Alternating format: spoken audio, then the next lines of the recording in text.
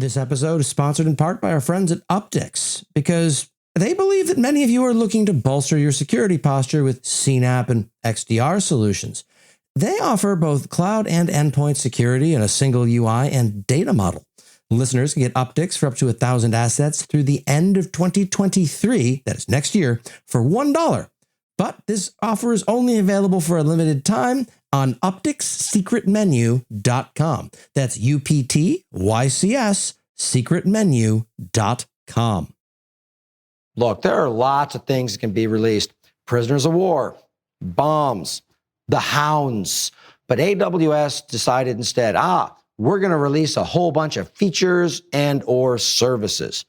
I was wondering what the difference is, so I did a little digging. And as best I can tell, the difference between an AWS service and a feature is how ambitious the person responsible for it is. Because if they make it a feature, it gets promoted. They've also got to be charismatic or at least politically astute. But realistically, we're talking not about a service strategy. We're talking about an org chart. Conway's Law, alive and well. Let's explore some of these monstrosities they've released to inflict upon us, the customer. VPC Lattice launched, which is a network overlay. It solves a bunch of problems for customers. Like, it's really hard to have an application layer network that doesn't get stuck on all of the intricacies of what it takes to wind its way through the AWS network. That's a big problem. Another problem, albeit one for AWS, was that there was no way for them to charge per gigabyte on traffic between two instances sitting right the freak next to each other in the same subnet. Now, thanks to the magic that is VPC Lattice, you can take these things and make them into Lattice nodes. That should better be pronounced as Lotus Notes. That joke absolutely kills it for those of you listening in 1995, software friends. Yeah. Now, you take your Lotus Notes, and they now wind up being charged 2.5 cents per gigabyte on traffic that is passing between them. That said, it does make the networking story dramatically simpler when it comes to applications. And for many use cases, this is easily going to be well worth the money. No contest. The problem is it's not going to work out that way when you're, replicating a few petabytes between two adjacent instances. Most things are dangerously expensive when you hold them incorrectly, like Fabergé eggs or someone else's baby. AWS supply chain came out, and it's like, what do we need? Supplies! Yeah, the worst party planning ever. Great. Now, I'm not a supply chain guy because I am bad at remembering to go to the post office to mail out my holiday cards, let alone anything worse. There's no doubt that Amazon itself is great at logistics. But that's kind of a problem. I mean, I just went to an Amazon conference, and I spent a staggering amount of time there waiting in a whole bunch of lines. But okay, fine. The real question is that whole Amazon label on it. Will other organizations have supply chain problems that are not Amazon as the problem number one? Are they going to be able to overcome their "it's Amazon" reticence well enough to dive into this? I don't know the answer. I'm not in that industry vertical, but I'm very curious to find out. AWS Application Composer. Strange name, not to be confused with Deep Composer, and that's going to mess with me a little bit, but fortunately I don't have to. This seems to be the rebirth of Stackery, a company that did something vaguely similar that got acqui-hired by AWS. So what I'm calling this instead is Amazon Basics Stackery. Now, Amazon Basics Stackery is incredibly interesting to me. It's Visual Basic for designing applications. Drag, drop, tie them together.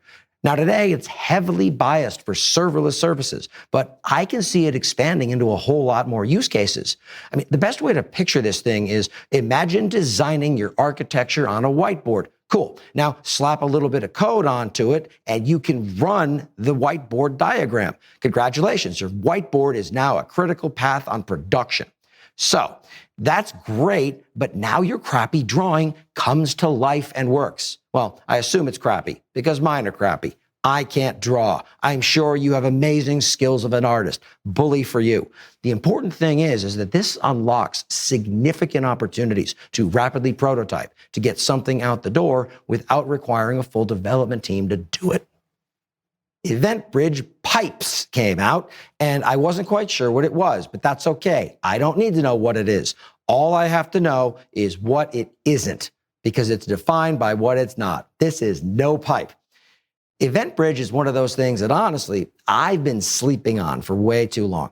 I seem to recall it came out of the IoT side of the world, IoT events, which I always viewed as, well, it's clearly not for me since I don't do IoT work. Apparently, AWS still needs to learn that words mean things. Now I look at it in a bit more depth and it seems, oh, it's an event bus that ties together the entire AWS service universe. And that is an incredibly powerful thing that is almost certainly capable of doing an awful lot. I intend to use it as a database, which is absolutely not what anyone should do, but that never stops me. I can't wait until 2023 when I get some spare time to build monstrosities. Security can be profoundly depressing, which is why AWS released Amazon Security Lake. It's dual purposed. You can both store all of your security data from various sources within it for easy analysis and querying, and you can also use it to drown yourself in data. Come on, I'm not quite that dark yet. I still have a little bit of hope left. That'll come out next reInvent. For ages as a customer, I've wanted an API where I can just stuff data into something and then use that API to search through that data. A lot of people want that. I was excited when they announced Amazon OpenSearch Serverless until I saw that at its smallest setting, you're still paying $700 a month for it, and you have to basically allocate the number of CPU dinguses that it needs. Now, that ain't no serverless I ever heard of. Words mean things. If not, we're just going to call EC2 serverless and be done with it. Hello, McFly. Amazon Code Catalyst is impressive and long overdue. The problem isn't that there are 17 ways to run containers on AWS. It's trying to figure out which one is the most appropriate / best to use for a given project. And then you have to make that same decision with all of the various CI/CD options, databases, and a dozen other structural questions. And now you're deep into the weeds of analysis by paralysis. Code Catalyst is opinionated. It spins up scaffolding around a new application and then integrates with almost any local IDE you'd like, so you don't have to take their opinion on that. Personally, my favorite IDE to use locally is Microsoft Word. I can't wait to kick the tires on this thing. AWS Wicker is now available. It's Amazon Chime, except it's completely separate and has no conception of each other, because this is AWS beginning to take a page from Google's messaging service strategy playbook. Now, I don't know who the product owner for this thing is over at AWS, but I would desperately love to meet him just so I can get all of the Wicker Man puns out of my system. AWS Backup supports CloudFormation stacks. Now, to be clear, it's not just the CloudFormation stack itself. Come on, that's not hard. It's a single file in YAML or JSON. Anyone can back that up. Stuff it into Git, get on with your day. No, it also understands that thing, and it backs up all of the data stores defined within the stack. I probably will not be the only person who uses this to migrate an application between AWS accounts. I'm serious. I've been stalling on doing that for the better part of a decade now because it's obnoxious, finicky, painful, and doesn't add a whole lot of direct value. What do I do instead? I sit around and I whine about it. This episode is brought to us in part by our friends at Pinecone. They believe that all anyone really wants is to be understood, and that includes your users. AI models combined with the Pinecone vector database let your applications understand and act on what your users want without making them spell it out. Make your search application find results by meaning instead of just keywords. Your personalization system make picks based on relevance instead of just tags, and your security applications match threats by resemblance instead of just regular expressions. Pinecone provides the cloud infrastructure that makes this easy, fast, and scalable. Thanks to my friends at Pinecone for sponsoring this episode. Visit pinecone.io to understand more. AWS StimFace Weaver, Space Sim Weaver, Sim Space, screw it. AWS Spider Pro. Cool. AWS SpiderBro is a convoluted name because it's basically the foundation for what could be called AWS Metaverse. Now, the idea of a metaverse is something that I assure you I find no less cringy than you do. That said, large-scale simulations featuring 1 million people at city scale are incredibly useful for a whole boatload of use cases. Unfortunately, today, those use cases are very large scale and thus expensive, along with being incredibly niche. As a result, unless you're trying to work out improved emergency responder routes through a city or imagining traffic flow across all of the reInvent venues simultaneously, this thing sounds like a solution desperately in search of a problem. It has those problems already. The challenge here is that it's just not problems that most of us have. This is the unfortunate narrative byproduct of AWS's increased focus on industry vertical differentiation into spaces where no one believes or understands what's going on because they're there for Amazon Web Services. That's an inaccurate name. IoT and supply chain are great examples of something that is not itself a web service. So why are we talking about them here?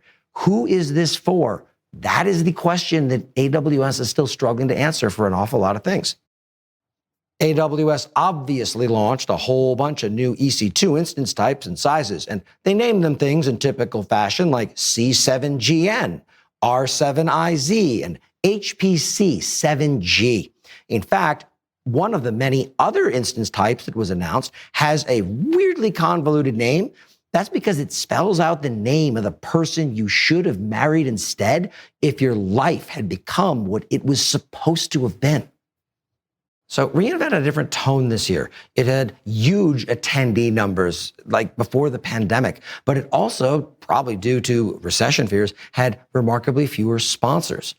As a result, it's pretty clear that there were a bunch of budget crunches and things where corners started to get cut. Canceling Midnight Madness, for example, was kind of maddening. You had thousands upon thousands of people who were in town, nothing else to do, and nobody bothered to throw a vendor party or, hey, come on down for board game night or something. I'm not saying they were responsible for doing things because people found things to do, but it was definitely a lost opportunity. The pacing for most of reInvent was very strange. I mean, most of the releases tended to come on Thursday, not toward the start of the event or on Tuesday in Adam's keynote. So as a result, it felt like it really hampered everyone's ability to talk to AWS folks about the new things that had launched that were directly impactful to the things that they were building. It feels like reInvent is not necessarily what it once was, in that it's not for the people building things, primarily web services, for SaaS-style use cases or e-commerce or things like that. It's now factory floors and industry verticals, and that's okay. It cannot and should not be all things to all folks. But it really felt like instead of throwing a dedicated industry conference, they threw that onto this thing too. So it became an education conference, a sales conference, a giant feature dump, and no one really knew what to expect at any given point. 9 o'clock at Sunday night, instead of Midnight Madness, a whole bunch of releases just showed up without any real fanfare or announcement.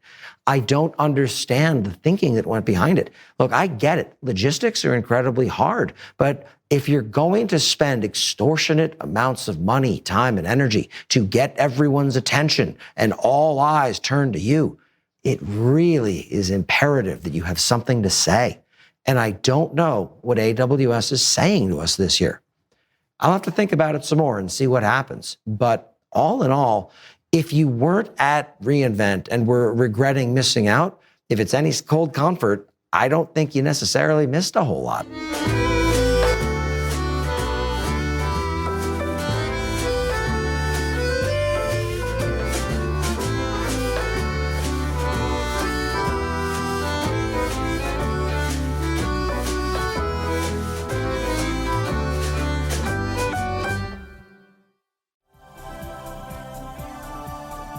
This has been a Humble Pod production.